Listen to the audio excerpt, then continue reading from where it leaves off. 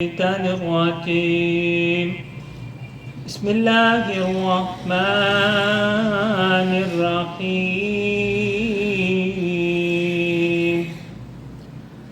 يعتذرون إليكم إذا رجعتم إليهم قل لا تعتذروا لن نؤمن لكم قد نبأنا الله من أخباركم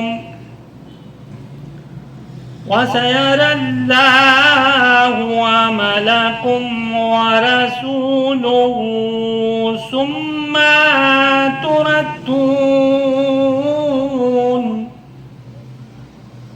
تردون إلى عالم الغيب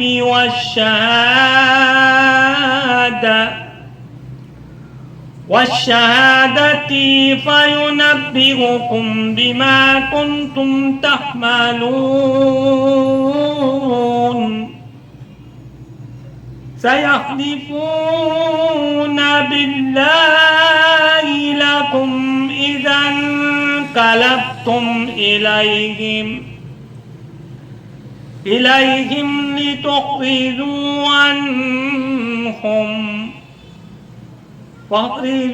عنهم إنهم رجس ومأواهم جهنم جزاء بما كانوا يكسبون. يحلفون لكم لترضوا عنهم فإن ترضوا عنهم فإن الله لا يرضى عن القوم الفاسقين. الأعراب أشد كفرا ونفاقا وأجدر ألا يعلموا حدود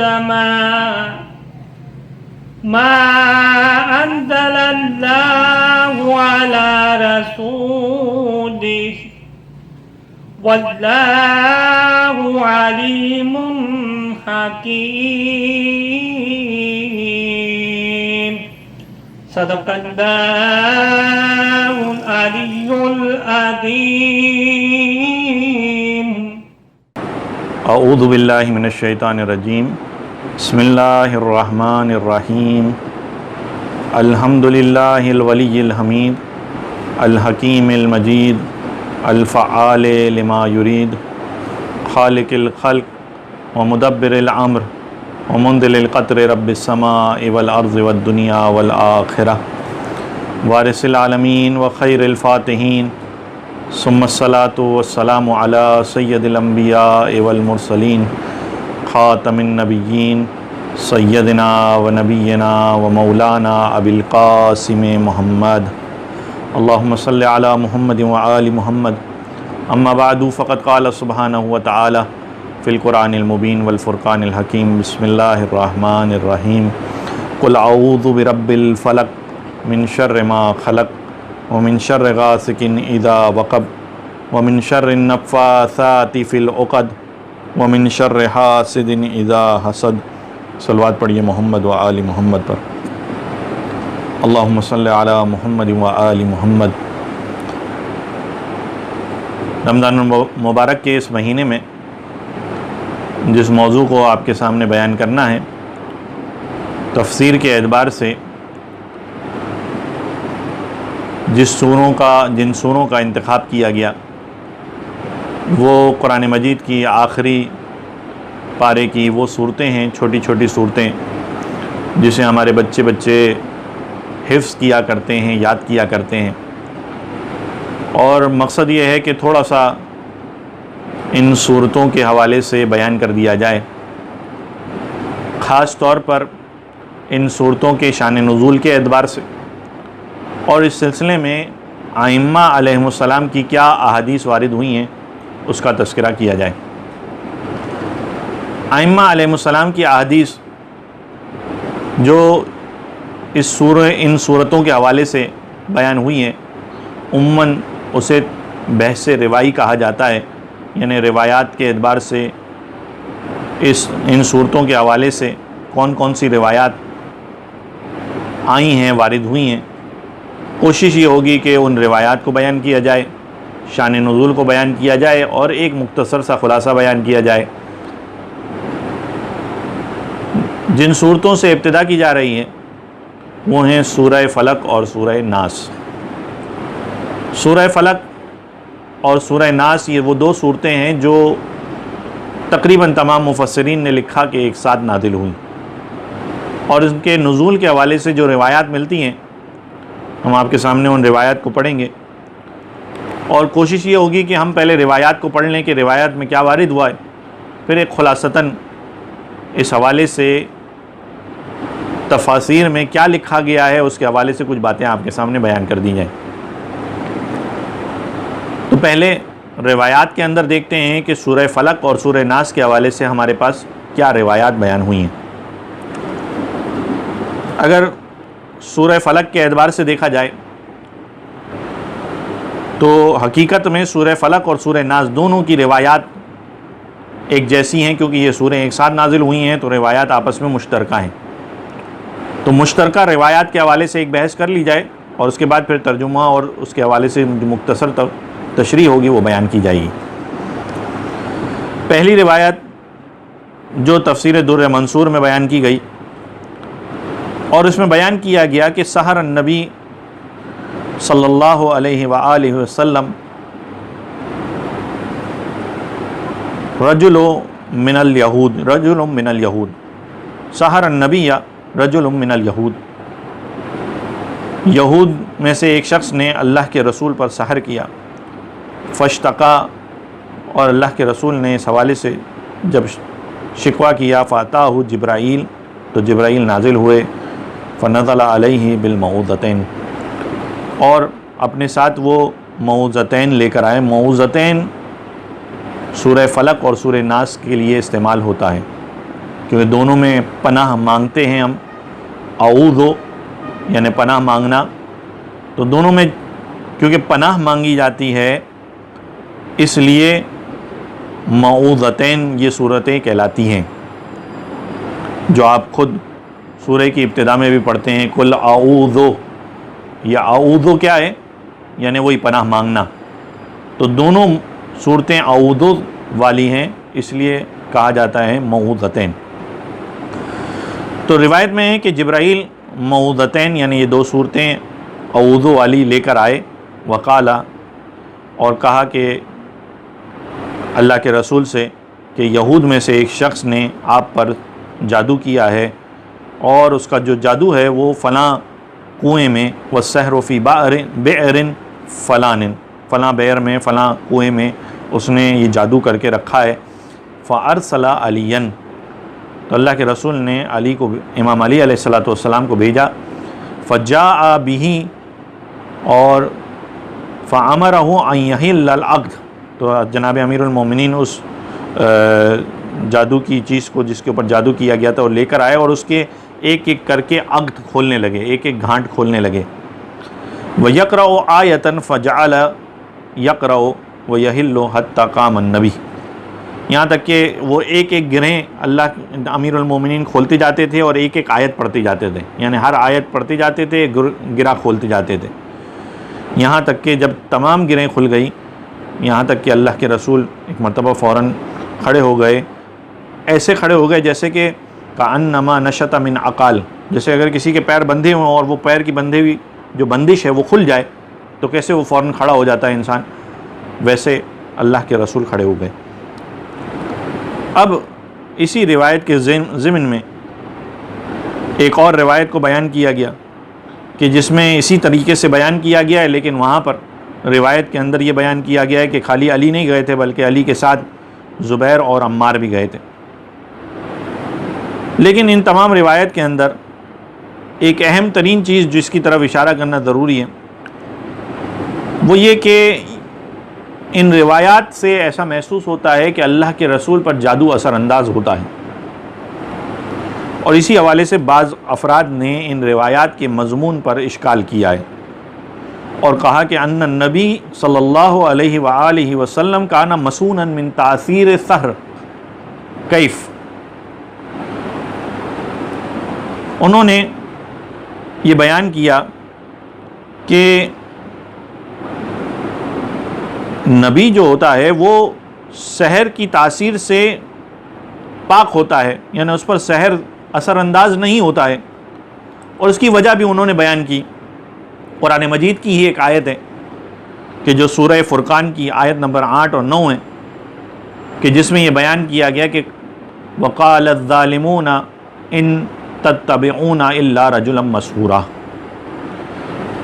ظالم لوگ کہتے ہیں، کن سے کہتے ہیں؟ اہل ایمان سے کہتے ہیں، تم تو ایک سحر زدہ شخص کی پیروی کرتے ہو، یعنی وہ ایمان والوں سے یہ کہتے ہیں کہ تم سحر زدہ شخص کی پیروی کرتے ہو۔ تو آگے قرآن مجید میں اس کا جواب اس طریقے سے دیا گیا انظر کیف ضربوا لک الامثال فضلوا فلا یستطیعون سبیلا۔ دیکھیے یہ لوگ آپ کے بارے میں کیسی باتیں بنا رہے ہیں، یعنی یہ قرآن مجید جو یہ کہہ رہا ہے کہ آپ کے بارے میں کیسی باتیں بنا رہے ہیں، اس سے پتہ چل رہا ہے کہ حقیقت میں یہ جو باتیں بنائی جا رہی ہیں وہ ٹھیک نہیں ہیں۔ جب ٹھیک نہیں ہے تو اس کا مطلب یہ ہے کہ نبی کو سحر یعنی نبی پر جادو نہیں ہو سکتا۔ تو یہاں سے یہ بات اس آیت کی روشنی میں، سورہ فرقان کی آیت کی روشنی میں واضح ہوتی ہے۔ ایسا محسوس ہوتا ہے کہ جو یہ روایات ہیں کہ جس میں یہ بیان کیا گیا کہ اللہ کے رسول پر جادو ہو گیا تھا، گویا کہ یہ مناسب نہیں ہے، یہ ٹھیک نہیں ہے، اس لیے کہ اللہ کے رسول پر جادو ممکن نہیں۔ اور پھر دوسری بات یہ ہے کہ ان روایات کے حوالے سے اگر کوئی یہ کہے کہ جو قرآن مجید کی آیت ہے وہ تو اس سحر کی بات کر رہی ہے کہ جو جنون والی کیفیت ہوتی ہے کہ جس میں انسان کی عقل ضائع ہو جاتی ہے، جس میں انسان کی عقل کام کرنا چھوڑ دیتی ہے اور وہ جادو کے سحر میں مبتلا ہو جاتی ہے، یعنی اس عقلی اعتبار سے وہ انسان ادھر ادھر کی باتیں کرتا ہے اور جادو کے اثر کی وجہ سے اس کی عقل بہک جاتی ہے، تو وہ اس سحر کو منع کر رہی ہے۔ لیکن ایسا سحر کہ جس کی وجہ سے انسان کے بدن کے اوپر کوئی اثر ہو، جیسے کہ مثلا بیماری ہو جائے یا کمزوری واقع ہو جائے، تو یہ ممکن ہے، اور ایسا نبی کے ساتھ بھی ہو سکتا ہے۔ اگر اس دلیل کو بنیاد بنایا جائے تو یہ جادو کے حوالے سے جو روایات ہیں وہ صحیح مانی جائیں گی۔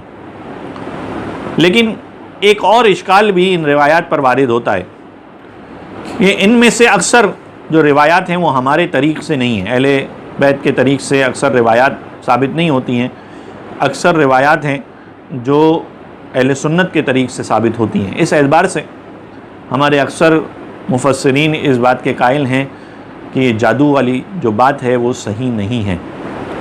بہرحال بعض نے یہ لکھا کہ اللہ کے رسول پر بیماری آئی یا کوئی بیماری کا سلسلہ تھا، اور اس بیماری اور مرض میں اللہ کے رسول کے پاس یہ دونوں صورتیں لائی گئیں، اور اللہ کے رسول سے یہ کہا گیا کہ آپ اللہ تعالیٰ کی پناہ میں چلے جائیں ان دونوں صورتوں کے ذریعے۔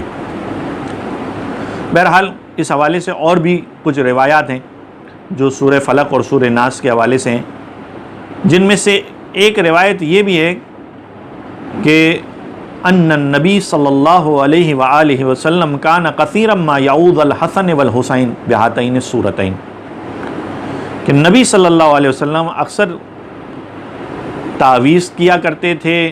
اب تعویذ کہا جائے لفظ، یا یوں کہا جائے کہ اللہ کے رسول اکثر یہ پڑھ کر پھونک دیا کرتے تھے حسن و حسین پر، گویا کہ، یا دوسرے الفاظ میں یوں کہا جائے کہ حسن و حسین کے لیے پڑھا کرتے تھے۔ تو جناب امام حسن اور امام حسین کے لیے اللہ کے رسول ان دونوں صورتوں کو پڑھا کرتے تھے، یہ روایات میں آیا ہے۔ اسی طرح ایک اور روایت ہے جس میں اللہ کے رسول صلی اللہ علیہ وآلہ وسلم سے مروی ہے کہ انزلت علی آیات، مجھ پر ایسی آیات نازل ہوئیں لم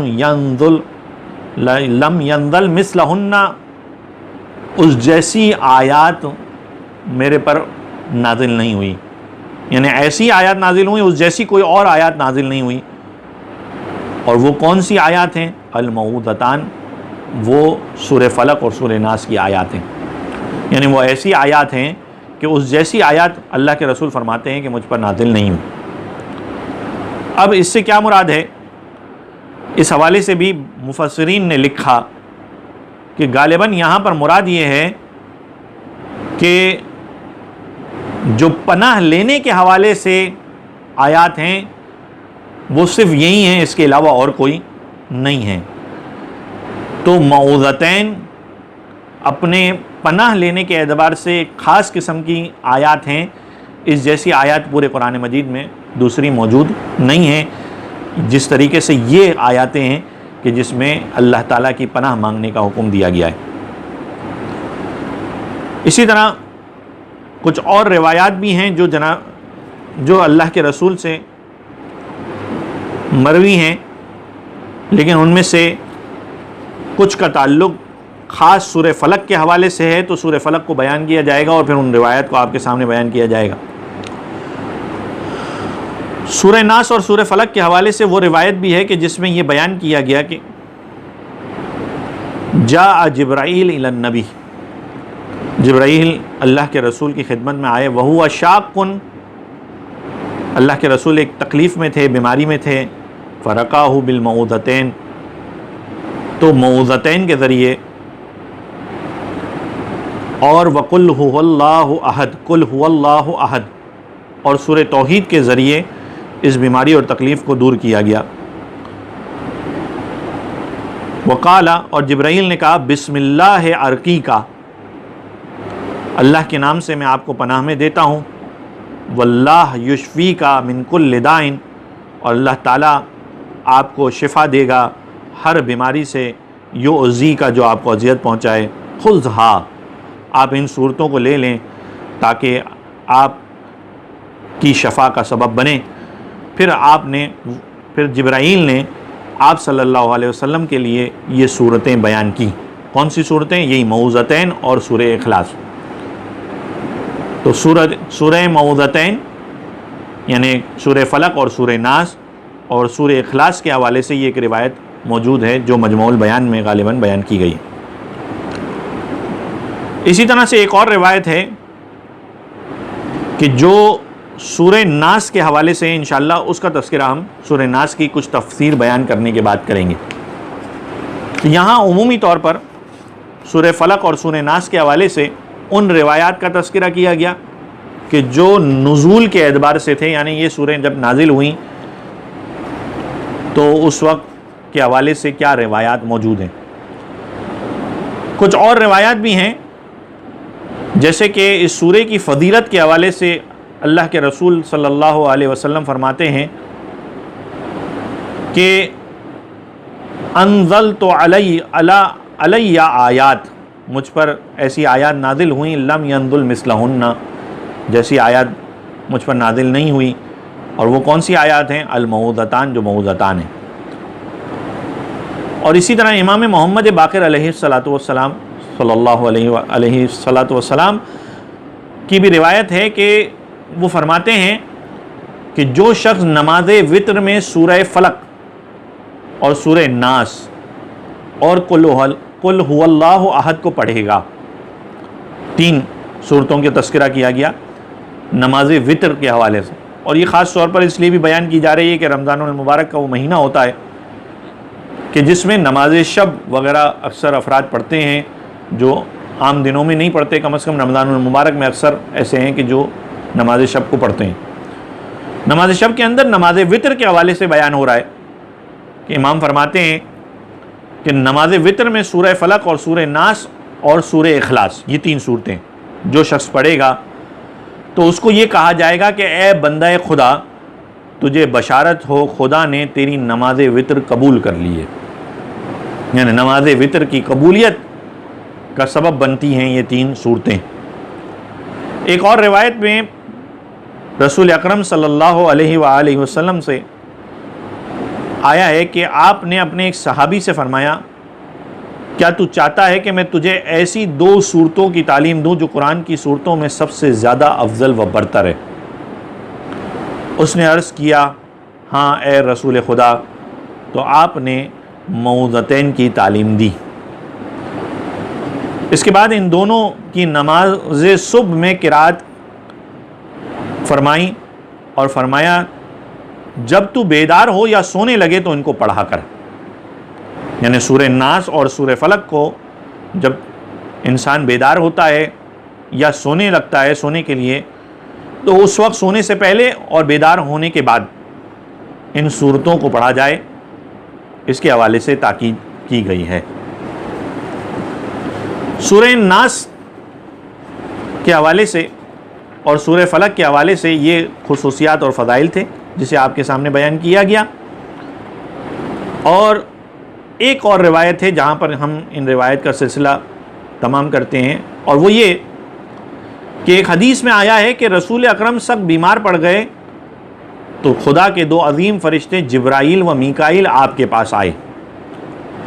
جبرائیل تو پیغمبر صلی اللہ علیہ وسلم کے سر کی طرف بیٹھ گئے اور میکائیل پاؤں کی طرف.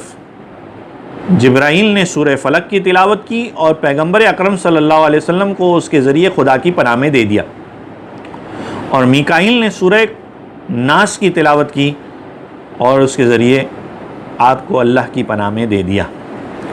تو یہ اس اعتبار سے سورہ فلق اور سورہ ناس کے حوالے سے ایک عمومی روایات کا تذکرہ ہو گیا.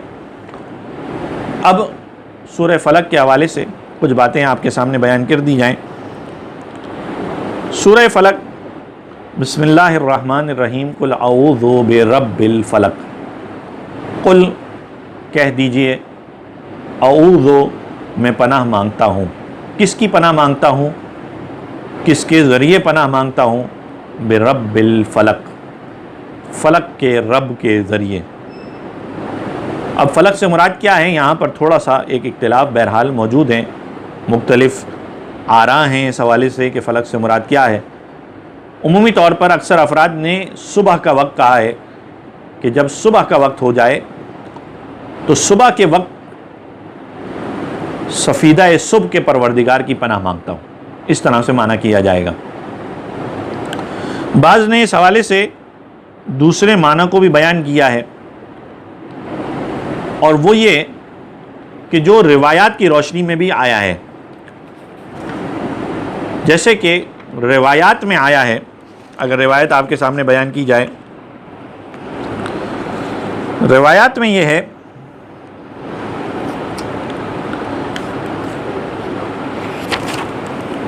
کہ در منصور میں آیا ہے، الفلق جبن فی جہنم.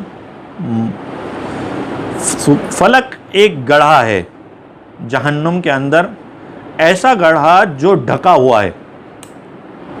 ایک گڑھے کا نام ہے فلق. اس گڑھے کے حوالے سے، اس جہنم کا جو گڑھا ہے اس کے حوالے سے اس کا پناہ مانگی جا رہی ہے اس کے پیدا کرنے والے سے. گویا کہ انسان ایک طرح سے پناہ طلب کر رہا ہے کہ وہ جو اس جہنم کا گڑھا ہے اس کا بنانے والا، تو مجھے پناہ دے دے اس جہنم سے. تو ایک معنی تو اس طرح سے ہو جائیں گے کہ جو پہلے آپ کے سامنے بیان کیا کہ صبح کے پروردگار کی پناہ مانگتا ہوں. اس روایت کی روشنی میں یہ معنی ہو جائیں گے کہ جہنم کے اس گڑھے کے بنانے والے پروردگار کی پناہ مانگتا ہوں. ایک اور روایت بھی ہے جو بیان کرتی ہے فلق کے حوالے سے کہ بابن فی النار، یہ ایک دروازہ ہے. اذ فتح سعرت جہنم، وہ ایسا دروازہ ہے کہ جس کو جب کھولا جائے گا تو جہنم شعلہ ور ہو جائے گی. یعنی جو جہنم کی گرمی ہے وہ گرمی شعلہ ور کیسے ہوگی؟ وہ اس وقت ہوگی کہ جب اس دروازے کو کھولا جائے گا تو اس دروازے کے شعلے جہنم کو روشن کر دیں گے. اور بعض نے لکھا کہ بئر فی جہنم، یہ گڑھا ہے جہنم کے اندر، اذا سعرت جہنم فمنہ تسعر، جب یہ خدا تعالیٰ چاہے گا کہ جہنم کو بھڑکائے تو وہ اس کے شعلوں سے جہنم کو بھڑکائے گا. اور کہا گیا ہے کہ فلک ایک گڑھا ہے فی جہنم، جہنم کے اندر، یتعوذ اہل الجنہ من شدت حرہ، اہل جہنم بھی اس کی حرارت کی تپش کی وجہ سے اس سے پناہ مانگیں گے. یعنی ایسی جگہ کہ جو سب سے زیادہ شعلہ ور ہوگی، سب سے زیادہ گرم ہوگی حرارت کے اعتبار سے، اور جہنم والے بھی اس جگہ کے اعتبار سے پناہ مانگیں گے، اس کی حرارت کے اعتبار سے، یعنی اتنی سخت جگہ ہے. تو یہاں پر اس آیت میں قل اعوذ برب الفلق، ہم پناہ مانگ رہے ہیں پروردگار سے، وہ پروردگار کے جو فلک کا بنانے والا ہے، فلک کا پروردگار ہے، صبح کے پروردگار کی پناہ مانگتا ہوں. من شر ما خلق، یہ جو پناہ مانگی جا رہی ہے ان تمام چیزوں کے شر سے جو اس نے پیدا کی ہے. اب یہاں پر اس بات کو بیان کر دیا جائے کہ یہ جو پناہ مانگی جا رہی ہے تمام اس چیز کی کہ جو ان تمام چیزوں کے شر سے جو اس نے پیدا کی ہیں، تو کیا خدا تعالی شر کا پیدا کرنے والا ہے؟ نعوذ باللہ. حقیقت میں دیکھا جائے تو اللہ تعالیٰ نے جو مخلوقات پیدا کی ہیں ان مخلوقات کی تمام خیر کی نسبت اللہ تعالیٰ کی جانب ہے اور شر کی نسبت خود ان بندوں کی جانب ہے. یہ خلاصتاً میں آپ کو بیان کر رہا ہوں، دائرے کے علم کلام کی ایک بحث ہے. بس یہ سمجھا جائے کہ یہ شر بھی بہرحال خدا تعالیٰ سے منسوب اس اعتبار سے کیا جاتا ہے کہ طاقت بہرحال انسان کو دی، اور اس طاقت کے ذریعے انسان شر کو انجام دے رہا ہے کیونکہ اللہ تعالیٰ نے اسے اختیار دیا ہے امتحان کی غرض سے. تو حقیقت میں جو بھی طاقت ہے وہ اللہ تعالیٰ کی طرف پلٹتی ہے. اب انسان چاہے اس سے خیر کرے یا شر کرے. تو من شر ما خلق، ان تمام چیزوں کے شر سے جو اس نے پیدا کی. من شر غاسق اذا وقب، اور ہر مزاحمت کرنے والے موجود کے شر سے جب کہ وہ وارد ہوں. یہاں پر اس بات کی طرف اشارہ کر دیا جائے کہ یہ تین طرح کے یہ شر ہیں جس کی طرف اشارہ کیا جا رہا ہے. پہلا شر من شر غاسق اذا وقب، دوسرا شر ومن شر النفاثات فی العقد، اور تیسرا شر ومن شر حاسد اذا حسد. یہ تین شروں کو خاص طور پر یہاں پر بیان کیا جا رہا ہے. ومن شر غاسق اذا وقب، اس کا ایک معنی یہ بھی کیا ہے کہ جب رات کا اندھیرا چھا جائے اس وقت کے شر سے پناہ مانگی جا رہی ہے، اس لیے کہ جو شر ہے خاص طور پر اندھیرے سے متعلق ہے. کیوں اندھیرے سے متعلق ہے؟ اس کی وجہ یہ ہے کہ جب انسان کسی شر کو انجام دینا چاہتا ہے تو اپنے آپ کو چھپانے کے لیے وہ اندھیرے کا سہارا لیتا ہے. تو یہاں پر گویا کہ خاص طور پر اس شر کے حوالے سے بات ہو رہی ہے کہ جو رات کا شر ہے کہ اندھیرا جب چھا جاتا ہے تو کس طریقے سے برائیاں عام ہو جاتی ہیں. یعنی لوگ جب پوشیدہ ہوتے ہیں تو پوشیدگی میں جو شر کرتے ہیں اس سے پناہ مانگی جا رہی ہے. تو پہلے عمومی شر سے پناہ مانگی گئی اور اب یہاں پر ایک خاص شر کی طرف اشارہ کیا گیا، وہ شر کہ جو رات کے اندھیرے میں ہوتا ہے اس سے پناہ مانگی جا رہی ہے. ومن شر النفاثات فی العقد، اور اس شر سے بھی پناہ مانگی جا رہی ہے کہ جو پھونکنے والوں کا شر ہے۔ کیا مطلب پھونکنے والوں کا شر؟ یہاں پر اشارہ ان جادوگرنیوں کی طرف ہے کہ جو سحر کرتی ہیں، جو پھونکا کرتی ہیں، اور جادوگرنیاں یعنی مؤنث کا لفظ یہاں پر جو استعمال ہوا ہے مذکر کی بجائے، اس کی وجہ یہ ہے کہ بعض علماء بیان کرتے ہیں مفسرین کہ اس کی وجہ یہ ہے کہ عورتیں اس کام میں زیادہ پائی جاتی ہیں، عورتیں اس کام کو زیادہ انجام دیتی ہیں کہ وہ یہ جادو وغیرہ کے سلسلے میں پڑتی ہیں اور اس طرح کی چیزیں کرتی ہیں۔ تو کیونکہ اغلب ہے، زیادہ ہے خواتین کا اس معاملے میں، تو خاص طور پر ان کو غلبہ دیتے ہوئے یہاں پر بیان کیا گیا کہ وہ جو پھونکنے والیوں کی شر ہیں اس سے اللہ تعالی ہمیں محفوظ رکھے، ہم اس کی پناہ چاہتے ہیں۔ تو یہاں پر ایک اور چیز کی طرف اشارہ کرتا چلوں، ایک اور بات کی طرف۔ بعض نے جادو وغیرہ کا انکار کیا ہے، لیکن قرآن مجید میں بھی کئی جگہوں پر جادو وغیرہ کے حوالے سے تذکرہ ہے، جیسے کہ جادو کے حوالے سے ہاروت اور ماروت کا قصہ موجود ہے۔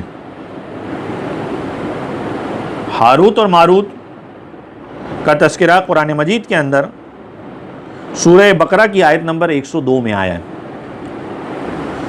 جس میں اللہ تعالیٰ ہاروت اور ماروت کا تذکرہ کرتے ہوئے فرماتا ہے، اگر ترجمہ بیان کر دوں، اور سلیمان کے عہد حکومت میں شیاطین جو کچھ پڑھا کرتے تھے، یہ شیاطین کفر کیا کرتے تھے اور وہ اس علم کی پیروی بھی کرنے لگے۔ اب وہ سے مراد کون ہے؟ یہاں پر بعض لوگوں نے، مفسرین نے لکھا کہ یہ اس قوم کی بات ہو رہی ہے، وہ یہودی قوم، وہ اس علم کی پیروی بھی کرنے لگے جو بابل میں 2 فرشتوں ہاروت و ماروت پر نازل کیا گیا تھا۔ تھوڑا سا اگر ترجمہ پہلے آپ سن لیں تو میں اس کی وضاحت آپ کے سامنے بیان کرتا ہوں۔ سلیمان کے عہد حکومت میں شیاطین جو کچھ پڑھا کرتے تھے، یہ یہودی شیاطین، یہ یہودی اس کی پیروی کرنے لگ گئے۔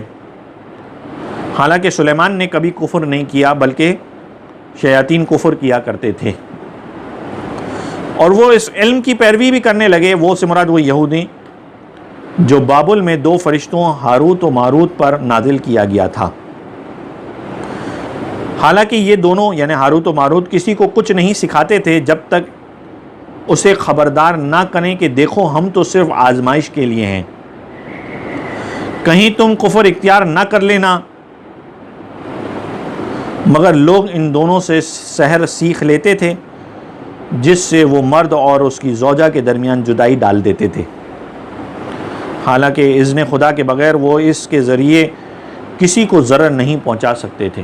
اب یہاں پر اس آیت کا ایک خلاصہ اپنے الفاظ میں اگر بیان کر دوں، اگرچہ کہ اس حوالے سے بھی بہت سے اختلافات ہیں، لیکن عمومی طور پر جو بات زیادہ قابل قبول ہے وہ یہ کہ ہاروت و ماروت اس زمانے میں فرشتے تھے جنہیں اللہ تعالیٰ نے اس دنیا میں بھیجا تھا۔ حضرت سلیمان کا دور وہ دور تھا کہ جس میں شیاطین کا غلبہ تھا اور جادو بہت عام تھا، اور جادو کی وجہ سے لوگ پریشان تھے۔ یہ فرشتے اس جادو کا توڑ سکھایا کرتے تھے، جادو کر کے، جادو کے ذریعے جادو کا توڑ سکھایا کرتے تھے،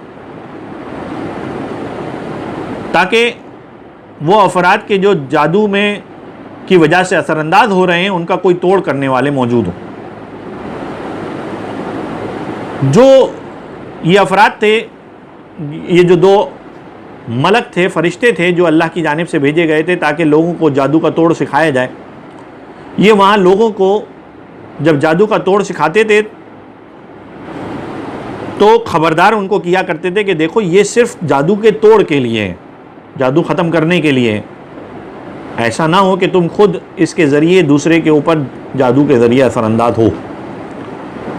اور یہ ایک طرح کی آزمائش تھی لوگوں کی کہ کون اس آزمائش پہ پورا اترتا ہے اور اس کا صحیح استعمال کرتا ہے. لیکن ہوا یہ کہ ان دونوں سے جن لوگوں نے جادو سیکھا انہوں نے جادو کے توڑ کے بجائے خود ان جادوؤں کا استعمال کرنا شروع کیا، اور مرد اور عورت کے درمیان یعنی شوہر اور بیوی کے درمیان جدائی وغیرہ کا سلسلہ بھی انہی جادو کے ذریعے کیا گیا.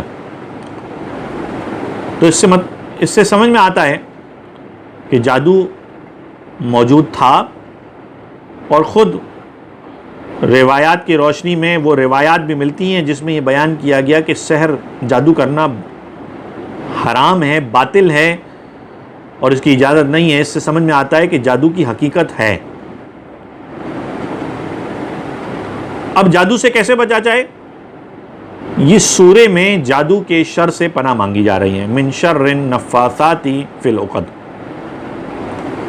اور آخری آیت ہے وَمِن شَرِّ حَاسِدٍ اذا حسد. تیسری چیز جو انسان پر بہت زیادہ اثر انداز ہوتی ہے جس کے شر سے بچنے کے حوالے سے یہاں پر بیان کیا گیا، وہ ہے حاسدوں کے شر سے. من شر حاسد اذا حسد. جب وہ حسد کرتے ہیں، ہر حسد کرنے والے کے حسد سے جب وہ حسد کرے، تو انسان اس چیز سے پناہ مانگے. اب خاص طور پر حسد کا تذکرہ کیوں کیا گیا، اس حوالے سے بھی روایات موجود ہیں. تفسیر قمی میں روایت ہے کہ اللہ کے رسول حضرت محمد مصطفیٰ صلی اللہ علیہ وآلہ وسلم فرماتے ہیں قاد الفقر ان یکون کفرا وقاد الحسد ان یغلب القدر. کہ فقر کفر کے قریب ہوتا ہے، فقیری انسان کو کفر کی طرف لے جاتی ہے، ناشکری کی طرف لے جاتی ہے، اور حسد قدر پر غالب آ جاتا ہے. جو قدر ہے، قضاء و قدر ہے، اس پر غالب آ جاتا ہے. یعنی حسد قضاء و قدر پر بھی اثر انداز ہوتا ہے. اسی طرح کی ایک اور روایت ہے، پھر اس کا ایک خلاصہ بیان کر دیا جائے گا تاکہ بات واضح ہو جائے. جو امام رضا علیہ السلام سے روایت ہے کہ انہوں نے اپنے آبا و اجداد سے اور انہوں نے نبی سے، اللہ کے رسول صلی اللہ علیہ وسلم سے یہ روایت کی ہے کہ قاد الحسد ان یسبق القدر. بعض اوقات حسد کے حوالے سے بات ہو رہی ہے کہ حسد سبقت لے جاتا ہے قدر پر. کیا مطلب؟ گویا حسد کے اندر اتنی شدت ہوتی ہے. یہاں پر ان دونوں احادیث کے ذریعے ایک طرح کا کنایہ کیا گیا ہے. کنایہ کیا کیا گیا ہے؟ کنایہ یہ کیا گیا ہے کہ حسد اتنا زیادہ اثر انداز ہوتا ہے کہ بعض اوقات جو تقدیر لکھی گئی ہوتی ہے اس پر بھی اثر انداز ہو جاتا ہے. یعنی تقدیریں تبدیل ہو جاتی ہے گویا کہ.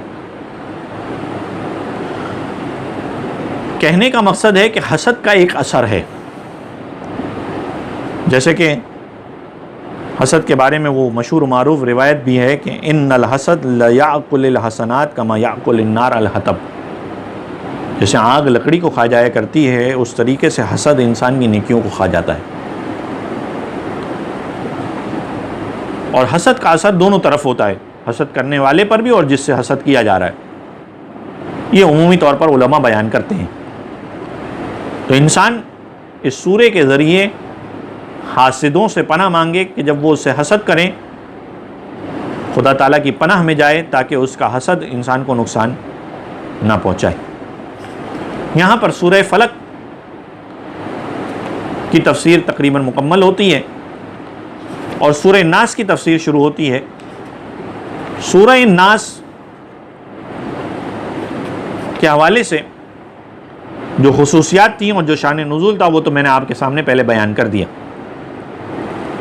کچھ ترجمہ اور تفسیر کے حوالے سے تھوڑا سا مختصر سا خلاصہ بیان کر دیا جائے.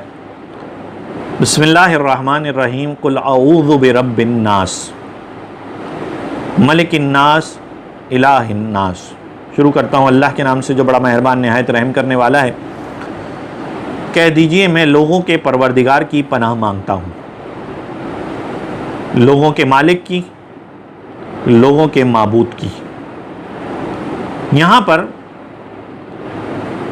سورہ ناس کے اندر پہلے رب الناس کہا گیا قل اعوذ برب الناس، لوگوں کے پروردگار کی پناہ مانگتا ہوں۔ دوسرے نمبر پہ کہا گیا ملک الناس، لوگوں کے مالک اور حاکم کی پناہ مانگتا ہوں۔ اور تیسرے نمبر پر الہ الناس، لوگوں کے معبود کی پناہ مانگتا ہوں۔ بعض علماء اور مفسرین نے اس کی وجوہات بیان کی ہیں کہ 3 واسطوں سے یہاں پر پناہ مانگی گئی ہے۔ اس کی ایک مثال بھی بیان کی جا سکتی ہے۔ عموماً انسان کو اس دنیا میں پالنے کے حوالے سے اگر کوئی بچہ ہو تو اس کو پالنے والا کون ہوتا ہے؟ جو بظاہر دنیا میں جس سے اللہ تعالیٰ نے اب واسطہ بنایا ہے وہ اس کے ماں باپ ہیں جو اسے پال رہے ہیں۔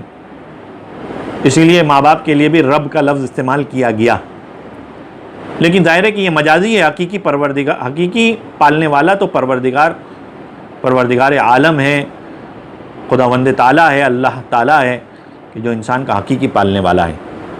وہ بغیر ماں باپ کے بھی انسان کو پال سکتا ہے، اور ماں باپ کے ذریعے اور واسطے سے بھی انسان کو اس دنیا میں انسان کی پرورش ہوتی ہے۔ بچہ اپنے ماں باپ کی پناہ میں ہوتا ہے اس اعتبار سے کہ اگر اسے کوئی پرورش کے اعتبار سے پرابلم ہوتا ہے، کوئی مسئلہ ہوتا ہے، تو وہ پناہ مانگتا ہے اپنے ماں باپ کے ذریعے، اپنے ماں باپ سے کے ذریعے وہ چاہ رہا ہوتا ہے کہ اس مسئلے کو حل کرے۔ کبھی کبھی وہ مسئلہ پرورش کے اعتبار سے نہیں ہوتا، عمومی طور پر ایسا مسئلہ ہوتا ہے کہ جس کا حل بادشاہ کے پاس ہوتا ہے، تو وہ بادشاہ کے پاس جاتا ہے، اس حکمران کے پاس جاتا ہے، اس حاکم کے پاس جاتا ہے کہ اپنے مسئلے کو حل کرے۔ اور کبھی کوئی ایسا مسئلہ ہوتا ہے جو بادشاہ کے ذریعے بھی حل نہیں ہو سکتا ہوتا ہے، ایسا معاملہ ہے، روحی معاملہ ہے، مانوی معاملہ ہے، عبادت کا معاملہ ہے، جو صرف اور صرف انسان معبود کی طرف جاتا ہے۔ یہاں پر ان تینوں اسٹیپس کے حوالے سے بیان ہو رہا ہے کہ اگر انسان کی پرورش کا معاملہ ہے تو پرورش کے اعتبار سے انسان پناہ مانگ رہا ہے اس پروردگار سے جو انسان کا پالنے والا ہے۔ اگر اس کا معاملہ ایسا ہے کہ جو حاکم یا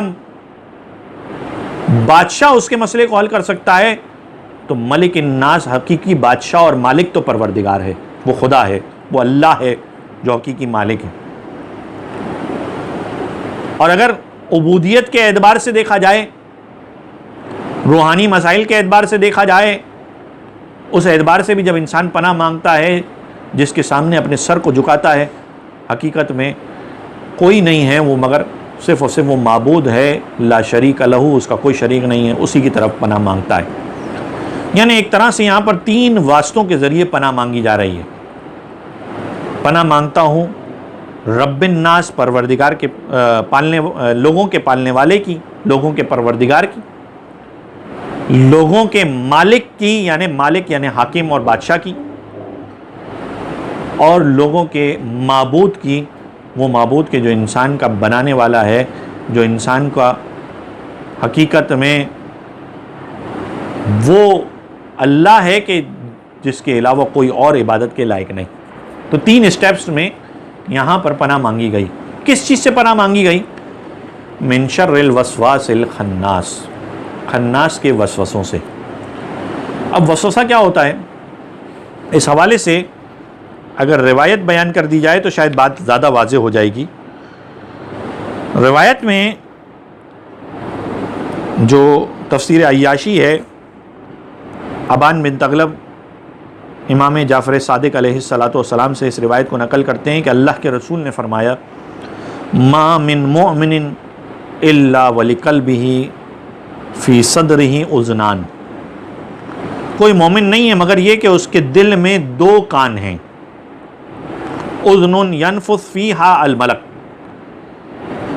اس کے دل میں ایک کان وہ کان ہے کہ جس کے اندر ملک، فرشتہ اس کے اندر کوئی بات پہنچاتا ہے۔ وَأُذْنٌ يَنْفُثْ فِيهَا الْوَسْوَاسِ الْخَنَّاسِ، اور ایک وہ کان ہے کہ جس کے ذریعے خناس اپنے وسوسے کو پہنچاتا ہے۔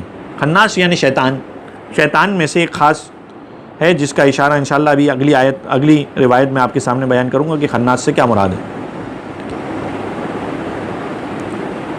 تو انسان کے دل میں مومن کے دل میں دو کان ہیں،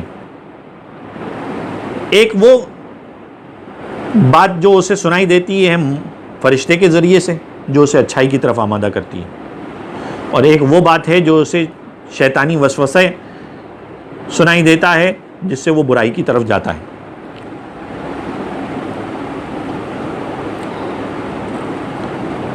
اچھا، جب وسواس خناس کی بات ہوتی ہے تو انسان پریشان ہو جاتا ہے کہ انسان شیطان کے وسوسے سے بچے کیسے؟ تو اس روایت میں اس بات کو بیان کیا جا رہا ہے کہ فَيُعَيِّدَ اللَّهُ الْمُؤْمِنَ بِالْمَلَكِ، مومن کی مدد اس فرشتے کے ذریعے ہوتی ہے کہ جو فرشتہ اسے صحیح راستہ دکھاتا رہتا ہے۔ اور اس کی تائید میں قرآن مجید کی اس آیت کو پیش کیا گیا کہ جو سورہ مجادلہ کی آیت نمبر 22 ہے، کہ جس میں پروردگار فرماتا ہے وَأَيَّدَهُمْ بِرُوحٍ مِّنْهُ، اور اس نے اپنی طرف سے ایک روح سے ان کی تائید کی۔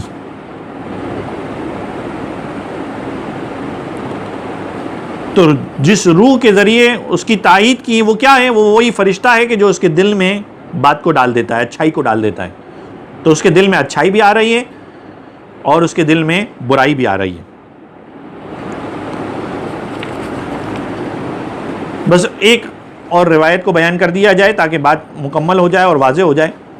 تو خناس بھی وسوسہ ڈال رہا ہے انسان کے دل میں، اور انسان پناہ مانگ رہا ہے کہ اللہ تعالیٰ اسے اس وسوسہ خناس سے دور رکھے۔ سورہ ناس کے حوالے سے وہ روایت کہ جس میں امام جعفر صادق علیہ السلام اللہم صلی علی محمد و آل محمد فرماتے ہیں کہ جب یہ آیت نازل ہوئی، کون سی آیت؟ سورہ آل عمران آیت نمبر 135، کہ جس میں خداوند تعالیٰ قرآن مجید میں یہ ارشاد فرماتا ہے والذین اذا فعلوا فاحشۃ او ظلموا انفسهم ذکروا اللہ فاستغفروا لذنوبہم، وہ لوگ جو کبھی کوئی برا کام انجام دیتے ہیں یا خود اپنے اوپر ظلم کرتے ہیں تو خدا کو یاد کرتے ہیں اور اپنے گناہوں کے لیے استغفار کرتے ہیں۔ یعنی ان افراد کا تذکرہ ہو رہا ہے کہ جنہوں نے کوئی گناہ کر لیا، لیکن گناہ کرنے کے بعد وہ اپنے اللہ کی جانب رجوع کرتے ہیں اور اپنے اس گناہ کو یاد کر کے اپنے پروردگار کی بارگاہ میں جاتے ہیں اور استغفار کرتے ہیں۔ جب یہ آیت نازل ہوئی اور شیطان نے جب اسے یہ خبر ہوئی کہ یہ آیت نازل ہوئی ہے تو اس نے اپنے سارے لشکر کے سرداروں کو جمع کیا۔ سارے لشکر کے سردار جمع ہو گئے۔ جب جمع ہو گئے اور انہوں نے سوال کیا کہ کیوں جمع کیا گیا ہے، تو شیطان نے بتایا کہ یہ آیت نازل ہوئی ہے، گویا کہ اس آیت نے میری کمر توڑ دی ہے، میں لوگوں کو بہکاؤں اور بہکانے کے بعد وہ اللہ تعالیٰ سے معافی مانگے اور ان کے گناہ معاف ہو جائے، تو میرا ساری محنت میری ضائع ہو جائے گی۔ اس کا کوئی حل ہے؟ جب اس نے اپنے حواریوں سے، اپنے سرداروں سے یہ پوچھا تو مختلف سرداروں نے مختلف باتیں بیان کی کہ یہ حل ہے، وہ حل ہے، فلاں حل ہے، لیکن شیطان نے کسی کی بات کو قبول نہیں کیا، یہاں تک کہ اس کے سرداروں میں سے خناس کھڑا ہو گیا۔ اس نے کہا کہ میں آپ کو اس کا حل بتاتا ہوں، میں اس کا حل کروں گا۔ شیطان نے پوچھا کہ وہ کیسے کرے گا؟ اس نے کہا میں لوگوں کو وعدوں اور آرزوؤں میں سرگرم کر دوں گا، یعنی میں لوگوں کو وعدہ دیتا رہوں گا، ہاں ہو جائے گا، ایسا ہو جائے گا، ویسا ہو جائے گا، ان کو ایسی آرزوؤں میں ڈال دوں گا یہاں تک کہ وہ ان آرزوؤں اور وعدوں کی وجہ سے وہ گناہ کر دیں گے، گناہ میں آلودہ ہو جائیں گے۔ جب وہ گناہ کر لیں گے تو میں انہیں توبہ کرنا بھلا دوں گا۔ جب توبہ کرنا بھلا دوں گا تو نتیجہ یہ ہوگا کہ وہ جب توبہ کرنا بھول جائیں گے تو گناہ ان کے باقی رہ جائیں گے، اور جب ان کے گناہ باقی رہ جائیں گے کیونکہ وہ توبہ کرنا ہی بھول گئے تو نتیجہ یہ ہوا کہ اس آیت کا وہ فائدہ اٹھا نہ پائیں گے کہ جس میں اللہ تعالیٰ گویا کہ یہ کہہ رہا ہے کہ اگر تم میری طرف آ جاؤ گے، خدا کو یاد کرو گے اور اپنے گناہوں کے لیے استغفار کرو گے تو گویا اللہ تعالیٰ ان کے گناہوں کو قبول، ان کے استغفار کو قبول کر لے گا۔ خناس کے حوالے سے وضاحت کی کہ خناس ایک خاص قسم کا شیطان ہے کہ جو انسان کے دلوں میں وسوسے ڈالتا ہے، ایسی امیدیں پیدا کرتا ہے جس کا نتیجہ یہ نکلتا ہے کہ انسان برائیوں میں پڑا رہتا ہے۔ اور خود اس سورہ کی آیت میں بھی اس بات کی طرف اشارہ ہو رہا ہے، الذی یوسوس فی صدور الناس، جو انسانوں کے سینوں میں وسوسہ ڈالتا ہے۔ اب اس سے فرق نہیں پڑتا کہ یہ وسوسہ ڈالنے والا جنات میں سے ہے یا انسانوں میں سے۔ اب یہاں پر جنات میں سے ہے یا انسانوں میں سے کیا مراد ہے؟ تو بس یہاں پر علماء بیان کرتے ہیں، مفسرین بیان کرتے ہیں کہ شیطان سے ملحق ہو جانے والوں میں کچھ ایسے بھی ہیں جو انسان ہیں، جیسے جن ہیں ویسے انسان بھی ہیں، یعنی انسانوں میں بھی کچھ ایسے ہوتے ہیں جو لوگوں کے دلوں میں وسوسہ ڈالتے ہیں اور وہ خناس کا کام کرتے ہیں، وہ ان سے ملحق ہیں، وہ ان سے ملے ہوئے ہیں۔ اور اسی طرف اشارہ ہے، مفسر بیان کرتے ہیں فیہ اشارۃ الی ان من الناس من هو ملحق بالشیاطین وفی زمرتین، یعنی لوگوں میں سے بھی کچھ ایسے ہیں کہ جو ان خناس کے ساتھ ملحق ہیں اور وہ بھی وسوسے کا کام کرتے ہیں۔ تو انسان میں سے بھی ہو سکتے ہیں وسوسہ ڈالنے والے، اور جنوں میں سے بھی وسوسہ ڈالنے والے ہو سکتے ہیں۔ تو یہ عمومی تفسیر خلاصتاً جو آپ کے سامنے بیان کی سورہ فلق اور سورہ ناس کی، یہیں پر ہم اپنے درس کا اختتام کرتے ہیں۔ پروردگار سے دعا کرتے ہیں کہ پروردگار ہمیں اپنی پناہ میں لے تمام شر سے، چاہے وہ انسانوں کا شر ہو، چاہے وہ جنوں کا شر ہو، اور اللہ تعالیٰ ہمیں توفیق دے کہ صحیح معنوں میں اہل بیت علیہ السلام کی سیرت پر چل سکیں۔ خدا تعالیٰ سے دعا ہے کہ رمضان المبارک کی برکات، رحمات اور مغفرتیں ہم پر نازل فرمائیں، ہمیں ان لوگوں میں سے قرار دے کہ جو خدا کی بارگاہ میں پلٹنے والے ہیں، خدا کی بارگاہ میں واپس جانے والے ہیں اور اپنے سر کو اپنے پروردگار کے سامنے جھکانے والے ہیں۔ وہ کہ جو اگر ان سے کوئی لغزش ہو جاتی ہے، کوئی گناہ ہو جاتا ہے، تو وہ اپنے پروردگار کی بارگاہ میں جا کر استغفار کرتے ہیں، اے پروردگار ہمارے تمام گناہ کبیرہ و صغیرہ کو معاف فرما۔ خدا تعالیٰ سے دعا ہے کہ خدا تعالیٰ اپنی آخری حجت امام عصر والزماں کے ظہور میں جلد از جلد تعجیل فرمائیں، ہم سب کو ان کے اعوان و انصار میں شمار فرمائیں۔ ربنا تقبل منا انک انت السمیع العلیم برحمتک یا ارحم الراحمین۔ بسم اللہ الرحمن الرحیم۔ سورہ فاتحہ کی گزارش ہے مرحوم غلام حسین جاپان واشنگ والا، رضا حسین غلام حسین جاپان واشنگ والا، زینب بھائی زوجہ غلام حسین جاپان واشنگ والا، فاطمہ بھائی حاجی بھائی، حسن علی نشاط نورانی، اشرف النساء بنت بچو بھائی، غلام حسین شریف، فاطمہ بھائی، محمد علی، سید حسن نواب، زہرا بھائی، غلام حسین، غلام علی رحمت اللہ، انور علی ضیاء جامنہ گری، اللہ رکھا بھائی، منور علی، غلام علی، شبیر حسین، محمد حسین، سغرا بھائی بنت نظر علی، نرگس بان خاتون بنت نظر علی، حسینہ بھائی، فدا حسین، امینہ بھائی، اللہ رکھا، صابرہ بھائی بنت عبد الحسین، اشرف النساء بنت راجن پردان، زرینہ بھائی، غلام حسین بندے خدا کے مرحومین، مرحوم اکبر علی، معصوم علی اکبر علی وزیر، روشن بانو محمد علی گیلانی، حسین علی علادین پوناوالا، زرینہ بھائی فاضل، رقیہ بھائی، محمد علی یاور مہدی، حسین علی پوناوالا، فاطمہ بھائی، رجب علی امیری، محمد رضا مختار علی راجانی، انور علی حبیب کانانی، یوسف علی حبیب کانانی، عبدالحسین حبیب کانانی، حسین علی حبیب کانانی، جینا بھائی زوجہ حبیب بھائی، رقیہ بھائی جیون، اکبر علی سومانی، انور علی سومانی، منصورہ زوجہ انور سومانی، حمیدہ بھائی نظر علی، زیرہ بھائی مامدانی، شبیر علی کھوجا، پیر بھائی بھیم جی، غلام علی پیر بھائی، عبدالرسول پیر بھائی، مریم بھائی نور محمد، شیرین بھائی نور محمد، شیروانو پیر بھائی، اول بھائی زوجہ پیر بھائی، زیرہ بھائی بنت محمد علی والجی، سکینہ بھائی زوجہ پیر بھائی، شاکر حسین غلام حسین، خیر النساء بنت فدا حسین زوجہ شاکر، محمد حسین غلام علی، محمد علی رحمت اللہ پیر بھائی، سجاد حسین محمد علی رحمت اللہ، نور محمد راجپر، رمضان علی نور محمد، شعبان علی نور محمد، علی رضا ہاشم اور کریم عبد الکریم والجی، منیرہ بنت پیار علی، سراج عبد الرسول، بچو علی ملجم مامدانی، زینب بھائی بنت سلیمان، شہربانو رحمت اللہ، فدا حسین کھوجا، نور بانو زوجہ فدا حسین کھوجا، رفیق احمد کھوجا، فاطمہ بھائی جیراد، نسیم صادق علی، دلشاد کھوجا، راولیہ فیملیہ کے مرحومین، فاطمہ بی بنت احمد علی، فدا حسین نور محمد حیمانی، محمد فاطمہ بھائی بنت غلام حسین، کریم بھائی فاضل، فاطمہ بھائی علی بھائی، علی حسین کرمانی، حسن علی مہر علی، غلام علی، حسن علی، ریاض حسین، حسن علی حیمانی، گل بانو اور ہیمانی فیملی، حاجی وزیر علی ابراہیم میوا والا اور رشتہ دار مرحومین نرگس بانو بنت یوسف علی غلام حسین مربی والا اور رشتہ دار مرحومین محمد رضا مربی والا اور شہدائے ملت نور محمد دالا افریقہ والا، کلثوم بھائی بنت جعفر، رضوان علی امیر علی، حبیب قاسم منوری، حیدر علی حبیب قاسم منوری، محمد حسین بہادر علی بھجانی، زہرا خاتون، کرم علی نایانی، یوسف علی مرچن، سریہ سلطانہ مرچن، علی رضا محسن علی بھجانی، قمر النساء محمد حسین، شعبان علی دامجی، شہربانو محمد علی لونگیا والا، فضل بھائی مولدینہ، شہربانو علی محمد، سکینہ بھائی دامجی اور شیرین شمیم فاضل، امیر علی بھائی، محبوب علی، امیر علی، طاہرہ بنت اکبر علی، علی حسین اکبر علی، نور محمد، کرم علی، سکینہ بھائی حسن علی، زبار حسین محمد حسین، برکت علی نور محمد، نثار علی نور محمد، گلشن بانو اکبر علی، انصار حسین روشن علی، دلاور حسین روشن علی، گلبانو بنت نور محمد، کنیز بنت رمضان علی، محمد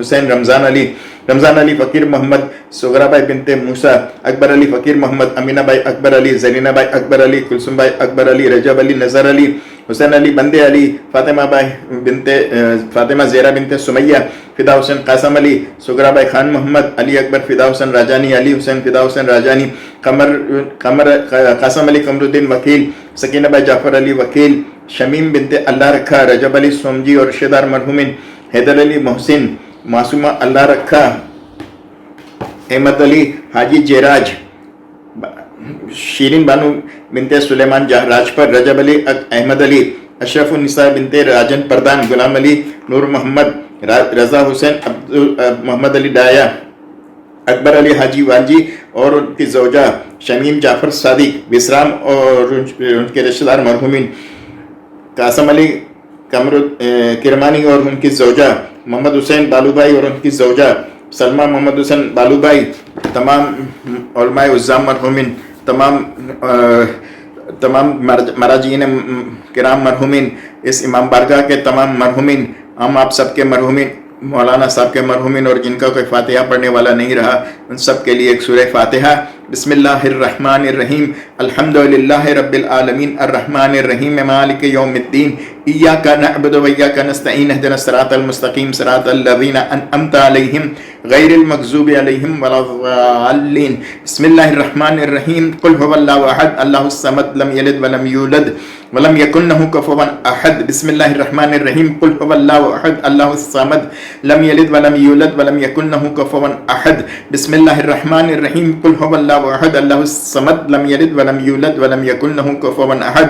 ان اللہ وملائکتہ یصلون علی النبی یا ایھا الذین آمنوا صلوا علیہ وسلموا تسلیما۔ اللہ